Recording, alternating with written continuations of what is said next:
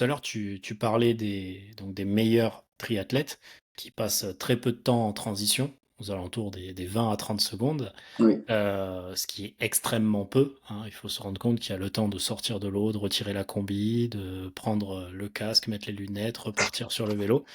Ça paraît même inimaginable en 30 secondes. Est-ce que tu aurais des tips, des petites astuces pour optimiser les transitions? Il faut surtout les travailler à l'entraînement plusieurs fois. Les athlètes que j'entraîne, dès qu'ils trouvent le temps, ils vont y aller courir ou nager ou pédaler, mais ils vont pas travailler vraiment la technicité. Voilà, le spécifique triathlon, c'est les transitions aussi. La zone de transition, elle entre également dans la course et on peut gagner énormément de temps si on fait des transitions vite. Moi, ce que je remarque dans les Alpha Ironman, les Full Ironman, les gens ils prennent 9 et 10 minutes dans la transition.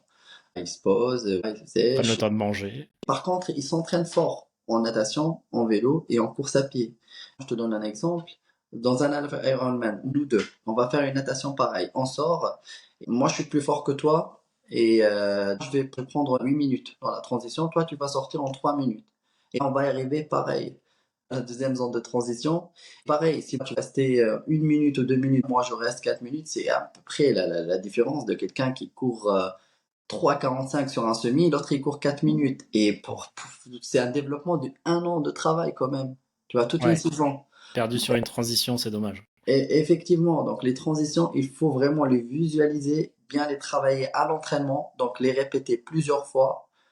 Et puis voilà, il faut assurer qu'on a pris tout ce qu'il fallait pour le vélo, le matériel, les gels, voilà, bien mettre le casque et puis partir. On se pose pas, on reste pas, on met pas de la crème. Voilà, il y en a plein qui mettent de la crème solaire, qui sèchent les pieds avec les serviettes et qui mangent un petit peu, ils discutent avec les copains. Voilà. Après, oui, enfin, on voit aussi des gens. Là, je parle beaucoup de performance, mais il y a aussi des gens qui font le triathlon pour le plaisir, hein. Mais Oui, là, je suis plus sur le côté performance, donc ouais, optimiser le temps. c'est Donc tu ça. serais plutôt de la team à ne pas mettre de chaussettes et à partir directement les pieds dans les chaussures ou Ça tu prends dépend le de la temps quand même d'en distance. mettre? Ça dépend de la distance. Ça dépend. Franchement, je pense que pour un S, XS, S et M, on peut partir direct avec les chaussures. C'est une astuce où on peut mettre du talc dans les chaussures de vélo et un petit peu de talc dans les chaussures de course à pied. Ça permet de ne pas avoir les ampoules, les irritations. Hmm. On les voit, les élites, ils font ça. C'est par contre pour être bien et à l'aise et avoir plus de confort. Donc sur un 70.3, je conseille de prendre le temps pour mettre des chaussettes.